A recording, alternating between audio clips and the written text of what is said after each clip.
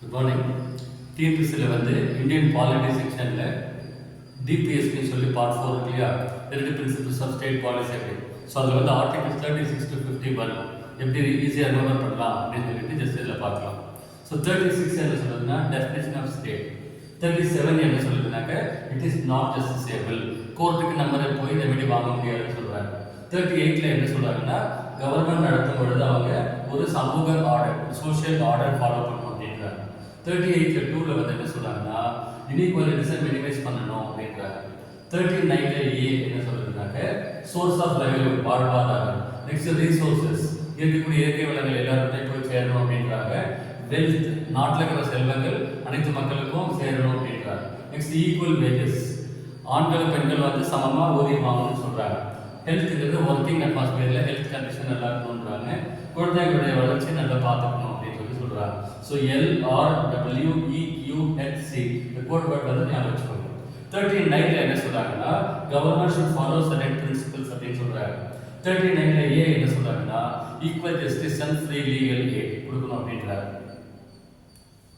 Next வந்து 40 article 40 என்ன சொல்லுதுன்னா வில்லேஜ் பஞ்சாயத்து, கிராம பஞ்சாயத்துகள் பற்றி சொல்லுது.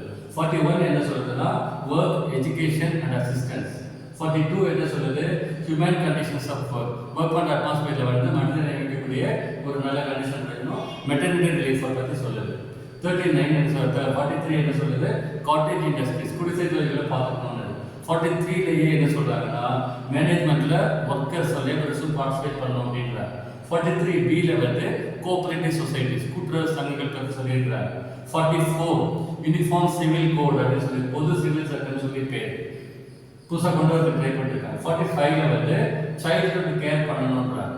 குழந்தைகளுக்கு வந்து சைல்ட்ஹுட் கேர் வந்து கவர்மெண்ட் பண்ணிக்கணும் அப்படின்றாங்க. 46 என்ன சொல்றாங்கன்னா educational and economic interest of weaker sections, ஒடுக்கப்பட்ட மக்களுடைய மேம்பாட பார்த்துக்கணும் அப்படின்றாங்க.